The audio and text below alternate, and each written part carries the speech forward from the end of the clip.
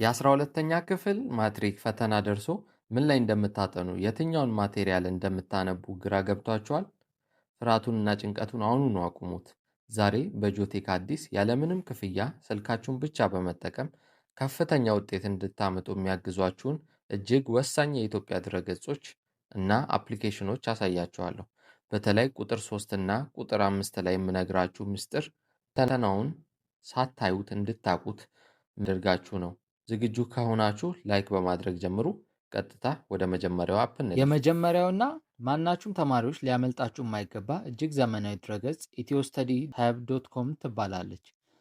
ይህ ድረገጽ ለማትሪክ ተፈታኞች ብቻ ሳይሆን ለዩኒቨርሲቲ መውጫ ፈተና ወይም ኤግዚት ኤግዛም ለሚዘጋጁም ጭምር የተሰራች ድንቅ ዌብሳይት ነች።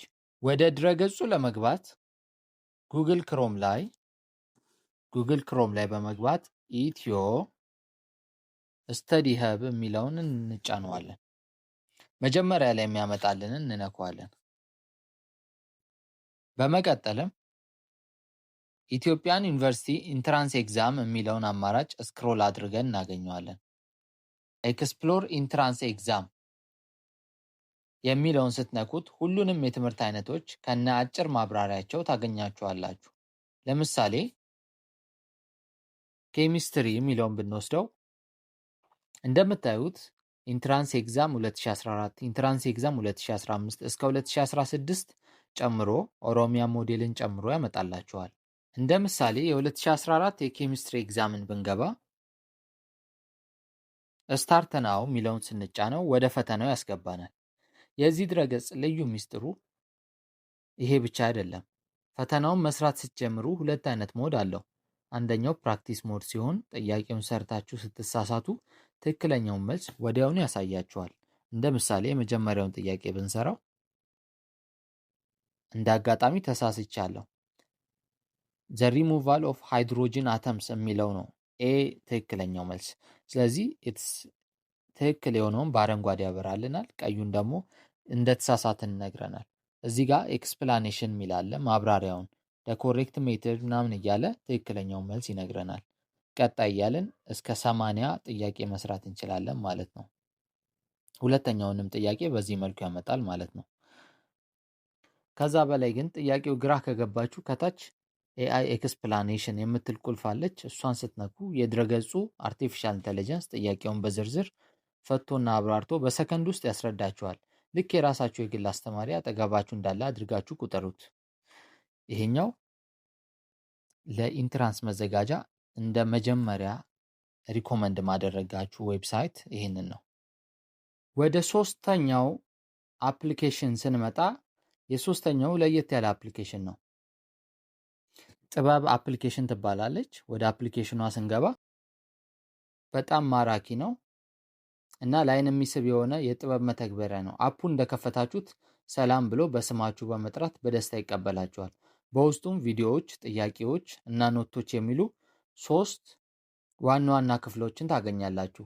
የዚህ አፕ ልዩ ጥቅም የተደራጁ ኖቶች፣ ትምህርቶች በየዩኒቱ ዩኒት 1 ዩኒት 2 ተከፋፍለው ንጹህ በሆነ አቀራረብ ስለተቀመጡ ለማንበብ በጣም ይመቻሉ።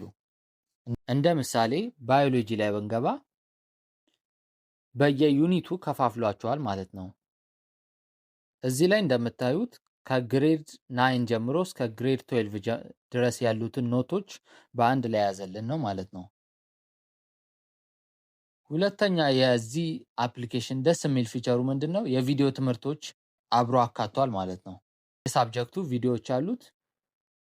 ማንበብ ስለሰለቻችሁ ተማሪዎች እያንዳንዱን ዩኒት በምስል እና በቪዲዮ አስደግፎ በደቂቃዎች ውስጥ ቁልጭ አድርጎ ያብራራል። ሶስተኛው የዚህ አፕሊኬሽን ጥቅም የማትሪክ ጥያቄዎች ናቸው። ከ2014 እስከ 2017 ድረስ በየሳብጀክቱ ከፋፍሎ ጥያቄዎችን እየሰራችሁ ባልገባችሁ ሰዓት ከታች ማብራሪያ እፈልጋለሁ የምትለውን በመጫን ዝርዝር መፍትሄውን ማየት ትችላላችሁ። እንደ ምሳሌ ማትስ ላይ ብንገባ ማትስ ዩኒት 1 ጀምር ብንለው እዚህ ጋር መልሶችን መጨረሻ ላይ ላያቸው የሚለውን ማብራት እንችላለን። ወዲያው እንዳያሳየን ኤግዛም ሞድ ከፈለግን ማለት ነው። በዚህ መልኩ ጥያቄዎችን ያመጣል ማለት ነው። እንደ ምሳሌ ቢ ብንለው ወደ ሁለተኛው ጥያቄ ይመራናል ማለት ነው። በዚህ መልኩ 119 ጥያቄዎችን ለኢንትራንስ ኤግዛም መዘጋጃ የሚሆኑ ጥያቄዎችን በአንድ ላይ ሰብስቦ የያዘ አፕሊኬሽን ነው። ባላችሁ 2ም ሆነ 3 ቀን እኚህን አፕሊኬሽኖች በመጠቀም ኢንትራንስ ሃይ ስኮር ማምጣት የምትችሉበት አፕሊኬሽን ይህን ይመስል ነበር። እንግዲህ ተማሪዎች እነዚህን 3 ዌብሳይት እና አፕሊኬሽኖችን በአግባቡ ከተጠቀማችሁ ማትሪክን በከፍተኛ ውጤት እንደምታልፉ ጥርጥር የለውም። የሁሉም አፖች እና ድረገጾች ሊንክ ከታች ዲስክሪፕሽን ቦክስ ላይ ስለማስቀምጥላችሁ ቼክ አድርጉት። ቪዲዮ ከጠቀማችሁ ላይክ ማድረጉን እና ለጓደኞቻችሁ ሼር ማድረግ አትርሱ። ለቻናሉ አዲስ ከሆናችሁ ደግሞ ሰብስክራይብ በማድረግ የጆቴክ አዲስ ቤተሰብ ይሁኑ። በቀጣይ ቪዲዮ እስከምንገናኝ ቻው።